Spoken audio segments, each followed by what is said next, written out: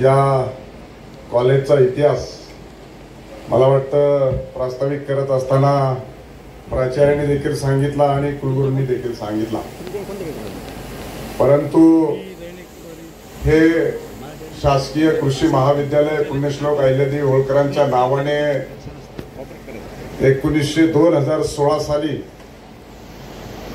मंजूर झालं आणि मंजूर होत असताना त्यावेळेस मी राज्याचा कृषी राज्यमंत्री होतो,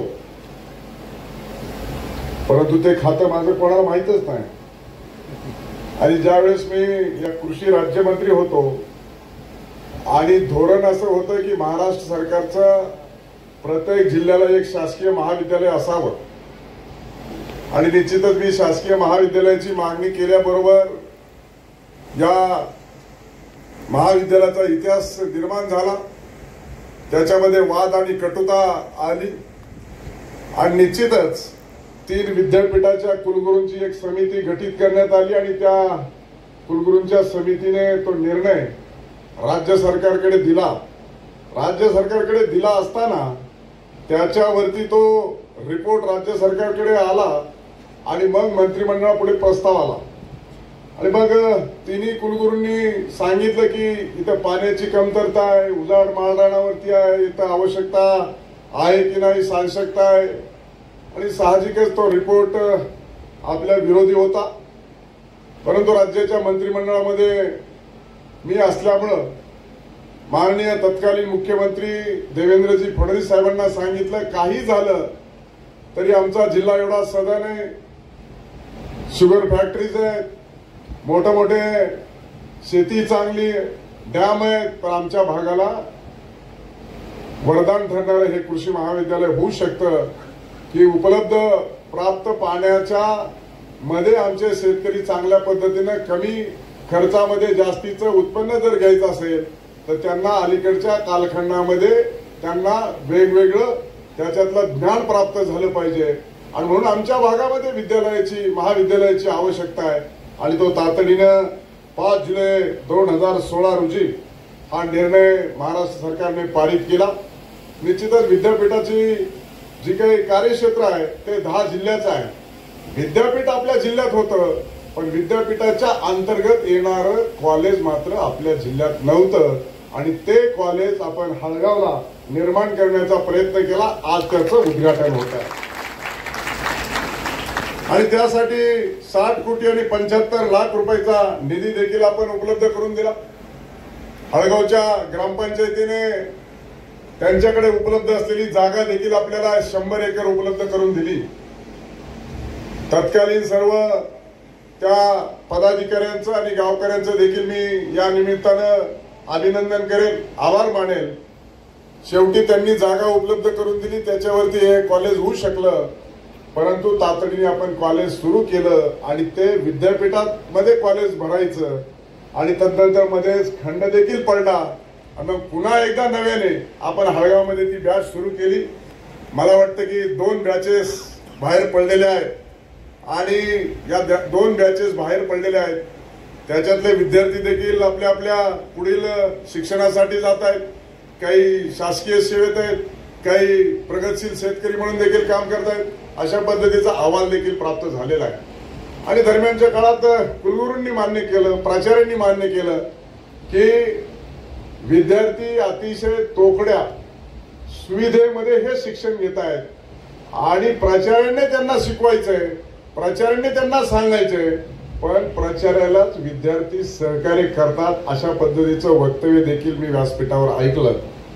पण मी सुद्धा हाडाचा तसा शिक्षक आहे, पण तुम्हाला सांगतो जो प्रतिकूल परिस्थितीमध्ये मात करतो तोच खऱ्या अर्थानं जीवनाला यशस्वीतेला गवसणी घालतो, हे आपलं ब्रीदवाक्य आहे। त्यामुळे किती कष्टाचं आणि मेहनतीचं काम पडलं तरी तुम्हाला या कॉलेजमधून निश्चित स्वरूपामध्ये ऊर्जा मिळाल्याशिवाय राहणार नाही आणि म्हणून कॉलेजकडे येत असताना रस्त्याचा देखील प्रश्न आहे आणि रस्त्याच्या प्रश्नासंदर्भामध्ये देखील कुलगुरूंनी सांगितलं।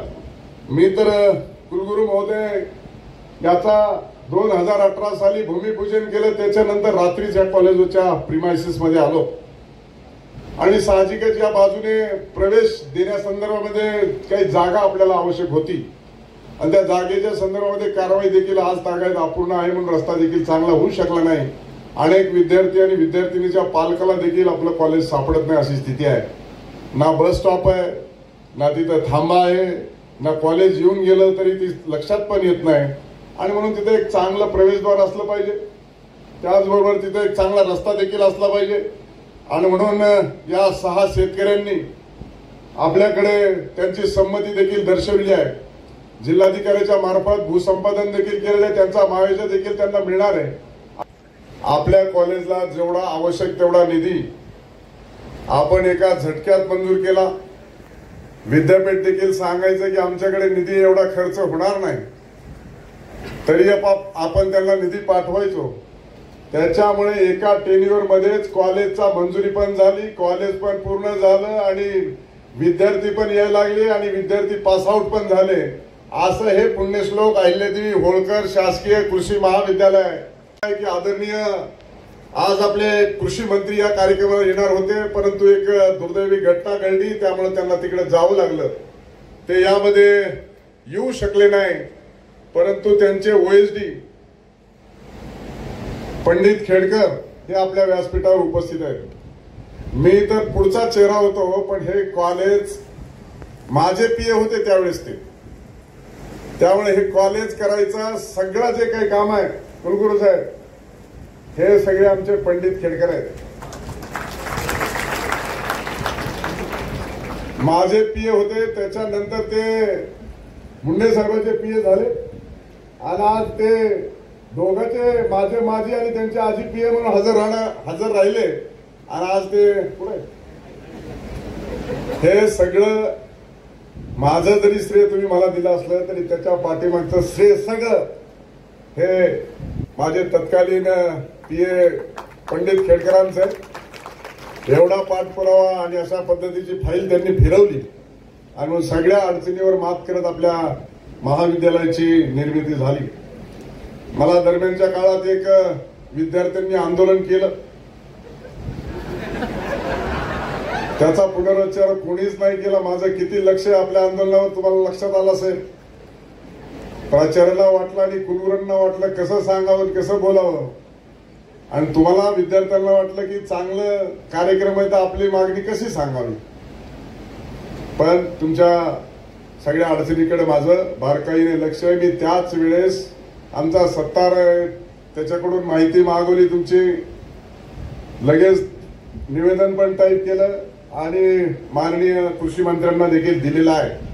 आणि त्याच्यानुसार मला वाटतं की प्राचार्यांनी सुद्धा कुलगुरूंनी आउट ऑफ वे जाऊन भाषण केलं की त्यांनी सांगितलं की बाबा असं कॉलेज आहे की त्याला आमच्या विद्यापीठाच्या मार्फत खर्चाला आम्ही मान्यता देऊ, खर्च करू. तुम्ही तुमचं प्रेशर आणि तुम्ही तुमचं कौशल्य शासनाच्या दरबारी वापरून आमच्या खर्चाला समायोजित करून नंतर द्या, पण विद्यार्थ्याच्या सुखसुविधेचा आणि मूलभूत गरजावरती अडचण येऊ देणार नाही, अशा पद्धतीचं कुलगुरूंनी सांगितलं. मी त्यांचा विशेष असा आभार मानतो. 100 एकर जागा मध्ये 35 एकर जवळपास जागा आपण संपादित आणि त्याच्यावरती आपले सगळे स्ट्रक्चर्स उभा आहेत.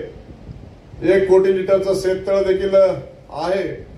सातत्यानं वीज पुरवठा खंडित होतो. नजीकच्या कालखंडामध्ये एक्सप्रेसने आपलं विद्यापीठ जोडण्याच्या संदर्भामध्ये मी प्रशासनाला सूचना देईल. कारवाई करण्याच्या संदर्भामध्ये मी त्याच्यामध्ये लक्ष घालीन असं आपल्या सर्वांना, विद्यापीठाचे सर्व शिक्षक आणि विद्यार्थ्यांना देखील या निमित्ताने सांगतो. पाणी पुरवठ्यासाठी देखील 15 कोटी रुपयाचं आपण रत्नापूरच्या तळ्यावर पाणी आणण्याचं ठरवलं आहे. त्याला सुद्धा मान्यता मिळाली ना डोके. 20 कोटी रुपयाचं ऑडिटोरियम हॉल आणि 15 कोटी रुपयाची पाणी पुरवठ्याची योजना याचा हायपॉवर कमिटीकडे प्रस्ताव गेलेला आहे. आणि आता ज्या राज्याच्या हायपॉवर चीफ सेक्रेटरी आहेत सुजाता सवनी, त्या देखील माझ्या एका विभागाच्या सेक्रेटरी होत्या. त्यामुळे मी 4 दिवसापूर्वी त्यांना भेटून आलोय. त्या म्हणले की या येणाऱ्या हायपॉवर कमिटीमध्ये त्याचा निर्णय करते आणि त्याला मान्यता देते असं देखील त्यांनी मला सांगितलंय. त्यामुळे ते देखील अडचण आपली सुटणार आहे. आणि मग महाविद्यालयांच्या पद रिक्त आहेत आणि साहित्य, ग्रंथालय आणि खेळाच्या संदर्भात देखील 5 कोटी रुपयाची अनुदानाची आवश्यकता आहे. याचे देखील शासन स्तरावरती आता उद्या परवा या 2-5 दिवसामध्ये आचारसंहिता लागण्याची शक्यता आहे आणि येणाऱ्या सप्लिमेंटरी बजेटमध्ये डिसेंबरमध्ये किंवा मार्चच्या मेन बजेटमध्ये यासाठी भरीव तरतूद करण्याचं मी तुम्हाला आश्वासन देतो आणि त्या निमित्तानं राज्य सरकार भरीव तरतूद करेल आणि आपल्या मूलभूत सुविधा या प्रिमायसिसमध्ये पूर्ण करण्याच्या दृष्टिकोनातून आपण त्यासाठी प्रयत्न करूया एवढं या निमित्ताने सांगतो. शेवटी रिक्त पदं असली तरी मुलांच्या शिक्षणावर त्याचा विपरीत परिणाम होतो. विजेचा प्रश्न असेल, ग्रंथालय सुसज्ज असलं पाहिजे, प्रॅक्टिकल इथं झाले पाहिजे. प्राचार्य सांगत होते की प्रॅक्टिकलला आम्ही दर 15 दिवसाला विद्यार्थ्याला विद्यापीठामध्ये घेऊन जातो आणि त्यांचं तिथं प्रॅक्टिकल करतो. शेवटी या सगळ्या सुखसुविधा इथे उपलब्ध झाल्या पाहिजे आणि कोणत्याही स्वरूपाची अडचण निर्माण राहिली नाही पाहिजे आणि म्हणून अशा दृष्टिकोनातून सुद्धा येणाऱ्या कालखंडामध्ये आपण निश्चित स्वरूपामध्ये प्रयत्न करणार आहोत. आज खरं तर या महाविद्यालयाचं उद्घाटन करायला उशीर झाला, परंतु आज ते उद्घाटन अधिकृतरित्या झालं असं मी आता जाहीर करतो. माननीय कृषी मंत्री धनंजय मुंडे साहेबांच्या वतीनं आणि कुलगुरू देखील आहेत, त्यांनी केलं, मी केलं आणि आज खऱ्या अर्थानं पाठी लागली, कोनशिला लागली आणि अधिकृत झालं देखील. अशा पद्धतीनं आपल्या भागामध्ये खऱ्या अर्थानं कृषी महाविद्यालय निर्माण करण्याचा मला ही संधी मिळाली. संधीचं सोनं करत असताना मिळालेल्या संधीचं मी एका भागाचा कृषी राज्यमंत्री असताना आपल्या भागात कॉलेज यावं म्हणून प्रयत्न केला आणि तो आज पूर्णत्वाकडे जातोय. कुसडगावमध्ये देखील माझ्याच कालखंडामध्ये एक ट्रेनिंग सेंटर तिथं आलं पाहिजे अशा पद्धतीचा देखील आपण गृह राज्यमंत्री असल्यामुळे तो प्रयत्न केला, ते देखील झालं. मी मार्केटिंग मिनिस्टर असताना वकार महामंडळाच्या माध्यमातून गोडाऊन्स आपल्या काळात आली पाहिजेत, कारण वकार महामंडळाकडे मोठा निधी आहे, परंतु साठवणीसाठी जो काही गोडाऊन आवश्यक आहे तो देखील आपण आणण्याचा प्रयत्न केला. आणि म्हणून असे अनेक प्रोजेक्ट आपल्या भागामध्ये आले पाहिजेत आणि लोकांना त्याच्यातून फायदा झाला पाहिजे. निश्चितच प्राचार्य सांगत होते की शेतकऱ्यांना याचा काय उपयोग आहे. शेवटी हे शिक्षणासाठी कॉलेज आहे, परंतु हे कृषीचं कॉलेज आहे. आपल्याला ज्या ज्या अडचणी असतील त्या त्या अडचणी आणि प्रात्यक्षिक आपले या महाविद्यालयाच्या प्रिमायसिसमध्ये आपल्याला भविष्य काळामध्ये त्याच्यातून प्राप्त होतील. आणि म्हणून अशा एका चांगल्या कार्यक्रमाच्या प्रसंगी आपण सर्वजण उपस्थित आहेत आणि म्हणून निश्चित स्वरूपामध्ये या कॉलेजच्या भविष्यातल्या अडचणी सोडवण्याच्या दृष्टिकोनातून मी सचोटीने प्रयत्न करेन असं या निमित्तानं आपल्याला आश्वासित करतो. आज आपण आता मला वाटतंय की डीन साहेबांनी, पवार साहेबांनी आणि त्यांनी आपल्याला ह्या कॉलेजचं कसं उगम झाला हे सांगितलेलं आहे. ह्या कॉलेजचा जर करता धरता असेल किंवा ह्याचा जो त्या कॉलेजला आपल्या हळगाव या ठिकाणी खेचून आणणारे कार्यसम्राट आमदार राम शिंदे साहेबांच्या प्रयत्नानं हे कॉलेज इथं आलेलं आहे. आज जरी हे कॉलेज आपल्याला असं वाटतंय की एक रिमोट एरियामध्ये आहे, मेन रोडपासून दूर आहे, परंतु प्रत्येक कॉलेज आपण पाहतो की हे सुरुवातीला आपल्याला लांब वाटतं आणि नंतर हळूहळू अंतर कमी होत जातं. आणि सुरुवातीच्या ज्या बॅचेस असतात मुलांना खरोखरच मी धन्यवाद देऊ शकतो की अत्यंत प्रतिकूल परिस्थितीमध्ये ते विद्यापीठाला प्राचार्यांना सहकार्य करत आहेत आणि बऱ्यापैकी त्यांच्या कंप्लेंट्स आहेत, डिमांड्स आहेत, परंतु त्या आपण वेळोवेळी, मला वाटते माझा कुलगुरुपदाचा कार्यकाळ सर 14 महिने आहे, मी जास्तीत जास्त इथं लक्ष केंद्रित करून त्या तुमच्या ज्या लॅबोरेटरी असतील, आणखी खेळाचे साहित्य असेल, सगळ्यात महत्त्वाचं म्हणजे लायब्ररी, त्या सर्वांना मी भरघोस निधी देण्याचा प्रयत्न करू.